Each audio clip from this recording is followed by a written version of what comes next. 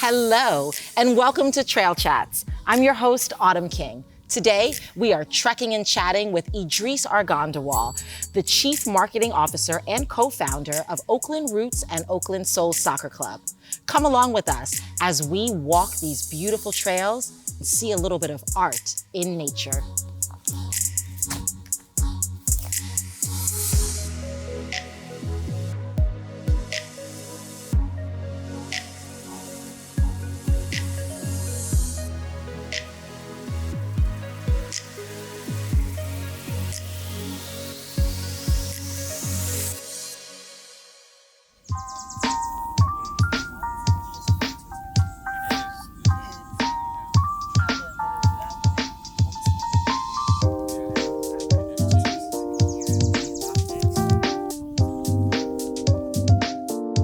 It's gorgeous out here today. Beautiful. I love the redwoods. We're here. Thank you for joining us. Thank you for having me. Edreece Arghandiwal, you are the Chief Marketing Officer and co-founder of Oakland Roots and Oakland Soul Soccer Club. Tell me more about who you are. How does your Oakland story begin? Yeah, well, my Oakland story begins when I was born. I'm a first-generation Afghan-American born in Oakland. Okay. Raised in the Bay Area my whole life. Currently reside in downtown. Have made this hike in the redwoods quite some time. Family uses this as a way to escape and connect with nature. But Oakland has formed so much of my identity. My family's first sports experiences were Oakland experiences, Oakland A's games. It's the first time we ever had garlic fries in our lives. And that painted a very strong... And lemonade, did you have lemonade with it? Lemonade as well, exactly. And these experiences I attribute to much of who I am today. The diversity of Oakland, the spirit and the culture that showed up in a lot of these games and throughout our entire community shaped who I am and ultimately, led to me co-founding this club. So tell me about that. Mm-hmm. As the co-founder and Chief Marketing Officer, mm-hmm. What do you do? What is your responsibility and how do you connect that to the town? A lot of people ask me, how is the Roots crest created and how do you guys tell such great stories and market? And my answer to people is often, I don't really do much. I just allow our club to be a vessel for communication and marketing for the city of Oakland. We are so much bigger than just a professional soccer team. We want to be a cultural institution. And so that means it comes with responsibilities. It comes with privileges. And, we have to live up to the name that's in our crest and in our identity. So I take that very seriously. I think in order to market well, you have to understand the demographic in which you are trying to market to. You have to be present. You can't park a bus on a community and assume that they will follow you no matter how much money you throw at them. Because as we've seen, when it doesn't work out, these teams leave. I mean, we're not naming any names. We're not naming any names, but we know. So, we approach this significantly different. We're one of the first purpose-oriented professional soccer teams in the nation. So stop right there. Explain that a little bit more. What is a purpose-driven professional sports team? Go for it. Yeah. It's a new concept, Autumn, and I think it takes a little bit of explaining, but at the core of it, it means that everything we do, our community is at the forefront of those decisions. Our tagline is Oakland first always, purposefully. What other professional sports team has doubled down in their identity in that way? And that means everything. How we choose our partners, how we choose to spend our money. I remember in 2019, we needed furniture for the office, and many people held me accountable in those early days in saying, well, where are you buying that furniture from? And is it Oakland first always? And that lens and that decision making has literally shaped our identity today. And 1% of our ticket revenues and staff salaries go to social impact causes in Oakland. We are one of the only teams in Oakland, if not throughout the United States, that has a community investment mechanism that has allowed our local community to actually own a real part of the team. And I'm proud to say that we actually broke the record for most raise in American sports history with Oakland in its name. You all did that actually in like 48 hours, wasn't it? Something like that? Broke one record in the first 48 hours, and then within the next week, we broke American sports history. So. American sports history. Yes. This is bigger than Oakland. This is bigger than the state of California. This is a national movement. Yeah. I have a couple of friends and coworkers who are very proudly to let me know whenever I wear my gear, I'm a part owner. I'm a part owner. Yeah. So I love that. Yeah. In 2019, your first season, you all sold out every single home game, averaging about 5,000 fans each game. Yeah. Talk to me about what that felt like to hit numbers like that in your rookie year, if you will. Yeah. And then how did you plan and set the expectations for where the soccer club was going next based on that? Yeah, I think much of the club's identity is rooted in resilience and wanting more. My family, obviously from Afghanistan, had endured years and years of war and difficulty. And that resilience and that fight has always kind of been in my blood. And so coming to Oakland, we learned that this community is very much the same. And we adopted that same mentality. So when we did have sellout games and so on, we didn't view it as, wow, we made it. We viewed it as, great. How do we continue to do more? And that's exactly the mentality today. We're hungry. We want the best. I tell people often, and I don't take it lightly, that we want to be the biggest sports club in the world one day. Why not be the equivalent of a Barcelona or a Real Madrid or so on with Oakland in the name? We look at the Black Panther movement. We look at much of the social activism and the cultural movement that have come out of our community. They've been global movements. We have global figures. So why can't our pro teams be doubled down in that identity and represent on a global scale while still acting locally? That's the goal. I'm loving it. Can we walk a little bit and chat some more about this? Yeah, let's do absolutely. it. Let's head out. Let's rock.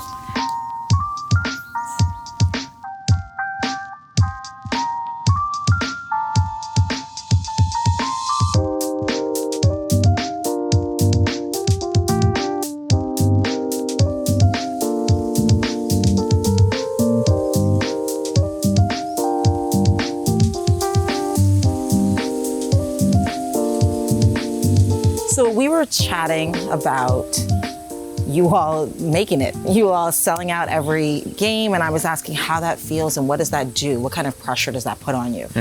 Talk to me a little bit about your mental and emotional health. How do you maintain and focus on your mental and emotional health? Yeah, wow. I went there. Yeah, you did real quick. I thought we were going on a hike. Now we're digging in deep. The hikes, honestly, my hikes I feel are used for mental health. Yeah. I really believe that outdoors really does do something for us emotionally and mentally. It does. And I also think that it's a natural and normal thing. For leaders like you who are carrying the weight, share with us. How do you handle that? How do you handle that? Yeah. You know, I think it's important to talk about that. Yeah, no, it is. It absolutely is. And I think people shouldn't shy away from talking about it either, as uncomfortable as it is. You know, I think about this all the time. Oakland is so strong in its identity, and it has such a powerful history and narrative tied to it. It is our responsibility to live up to those values and make people proud. And quite frankly, we're building a professional sports team where people spend their hard-earned money to come and enjoy. We should not be a source of frustration and anger and disappointment. We should be a place where people come together and have a good time, and it should feel magical, right? Yeah. So that pressure can get to be sometimes, you know, as we're building a pro team, and pro teams aren't necessarily created from the ground up. Right, you know, it's generally a billionaire at the tail end of their career thinking, hey, I want to do something fun, and you know, they can expose themselves to risk, and they can deal with that. That is not my story. As we talked about, I, you know, was kind of living out of my car before this started, and you know, there was a lot of risk involved with getting this off the ground. And as we progressed, there was more layers and levels to it. And you know, what keeps me going every day is knowing that there's a positive outcome for our community, right? As difficult as it may get, I remind myself that it's a privilege to be in this position. And pressure sometimes, depending on what kind of pressure, is a privilege. And we should be viewing it as, you know, I feel uncomfortable. I'm learning something. I can grow from this. I can become stronger from it, versus becoming a victim to that pressure and allowing things to crumble. And so that future vision and that light at the end of the tunnel, really kind of keeps me going.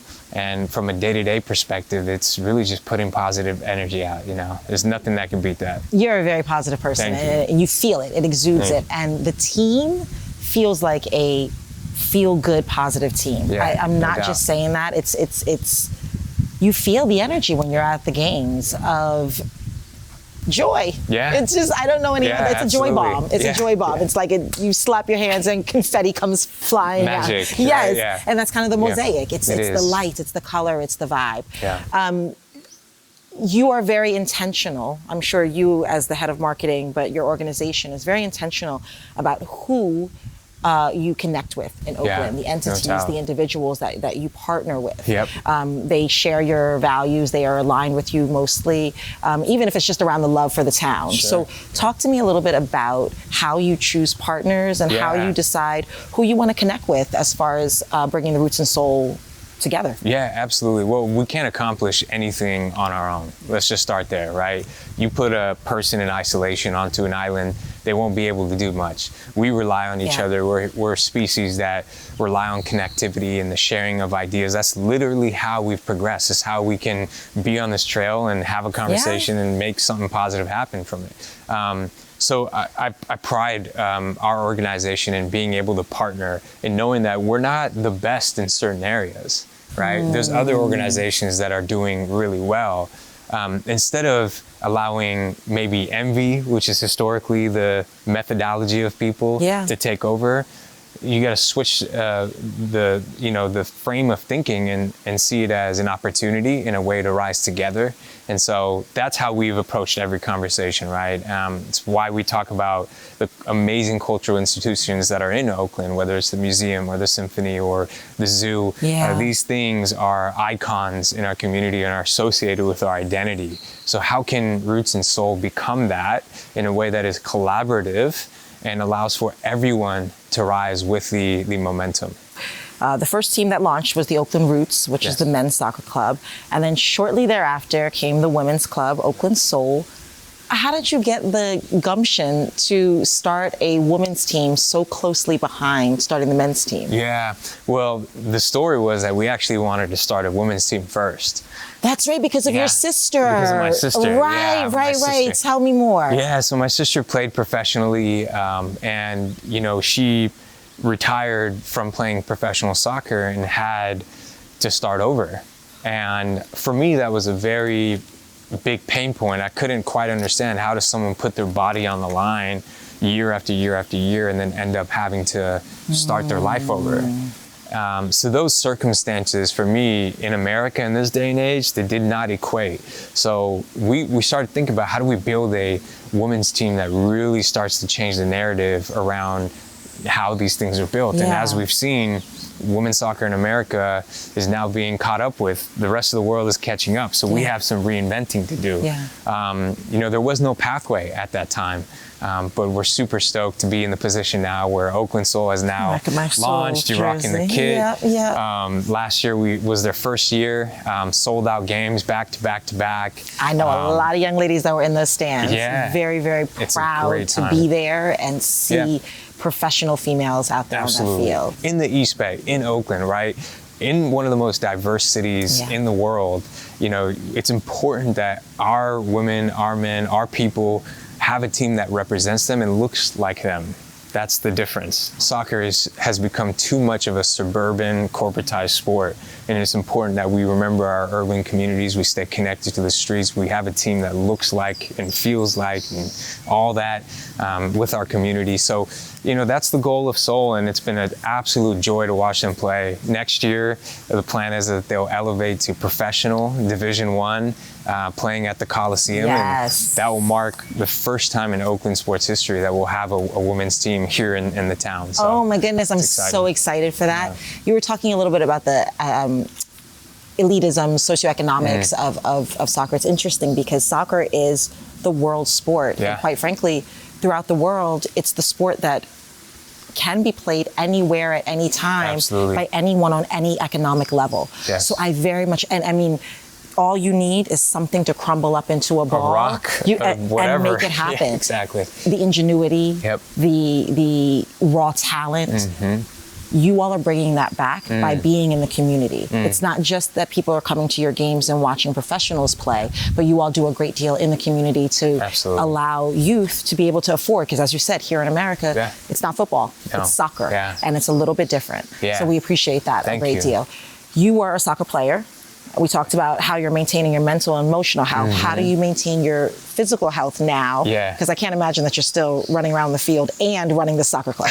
Well, believe it or not, I try to still run around the field on weekends. You actually walked up here to meet me. So, yes, exactly. Well, I mean, look, you can't take the bug out, right? Like as soon as it's in there, it's very hard to take it out. So for me to watch the guys playing and the women as well at a very high level, it makes me feel inspired, and I still feel like I got a little bit of juice in the tank. Do you run out there on the field during practice? Heck no. Heck no. They'd probably dog me on the field, but no, I try to keep up and stay in shape, because I do think that the mental and the physical are connected.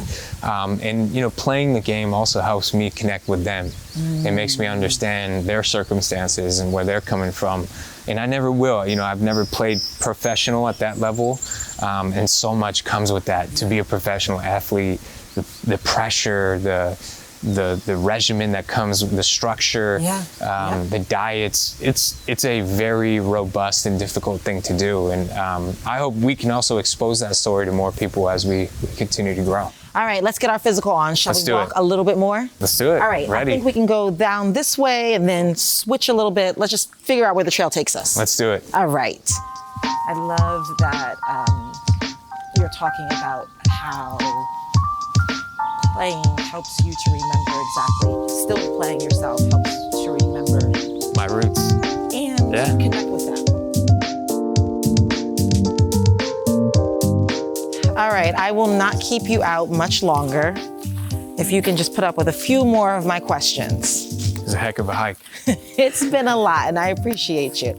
I got really interested in, we were talking about Oakland Soul, the women's team. And I know, tell me a little bit more about how you bring young women into the organization. I know that you have a pipeline from like the Oakland schools. Tell me a little bit more about that. Yeah, absolutely. I would love to definitely touch on Project 510 because it's near and dear to my heart. I was going to ask about Project 510 and how it's connected. Exactly. And Project 510 is our development team. It is really created in a way where we wanted to work with local youth organizations, schools, to bring in the next generation of talent to be on display for our men's and women's professional teams, Roots and Soul. Project 510 is predominantly East Bay Area focused, but does stretch out to the Central Valley and other parts of the Bay Area. This year, we have 5 academy contract signings to the first team from Oakland, California. Okay, tell me what that means. 5 academy signings. Yeah, so these guys came up through our system at age 14, 15, 16. We identified them in the landscape and said, hey, these kids are pretty good. Worked with their local youth organizations to bring them through our system, help develop them, put them into professional settings over the course of 2-3 years, training, difficult regimens so that they develop as athletes. And then at 17, 18, they sign academy contracts to play with the first team. And so this kind of full circle funnel, which I had craved for my whole life, now exists in Oakland. You created it for others. For others, and that's important. You know, it's important to open a door and then leave that open for the next generation to make their way. And we're doing the same for Soul now as they go to professional next year. So what does the future look like for Soul and Roots? Yeah, gosh, I say this and I say it often, biggest sports team in the world. I think I mentioned it earlier, but locally, I really would love to see the next generation of our national team come from this area. You know, we have 2+ million people in the East Bay area alone, and that's even greater as you start to stretch throughout the rest of the Bay. That is more than some populations of some small countries. And so there is no reason why we can't develop the next generation of talent. It is a accessible sport. At least it should be an accessible sport.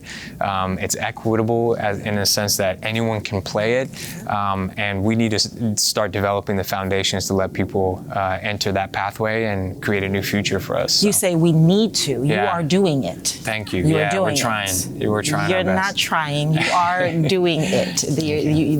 The proof is there.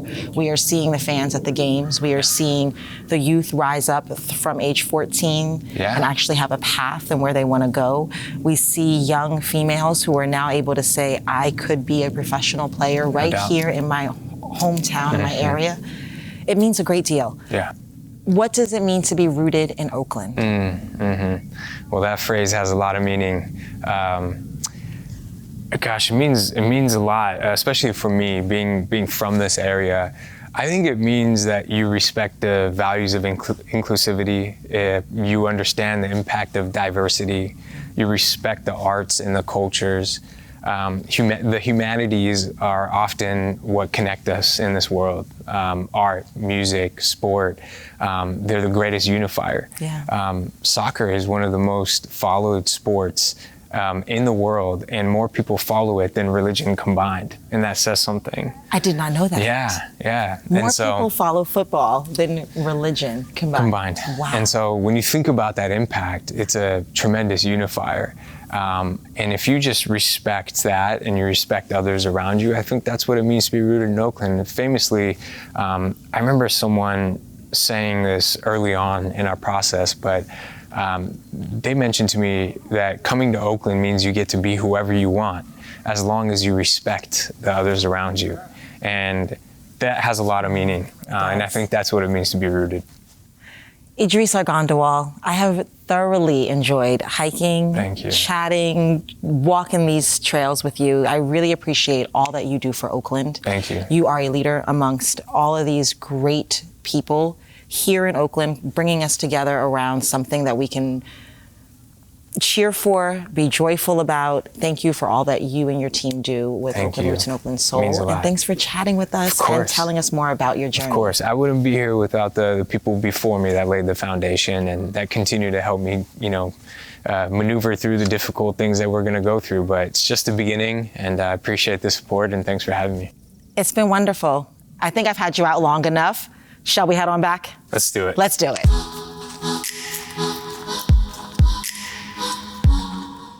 We can loop this way and then stop and use those trees. I found some really cool areas on the other side that we can stop.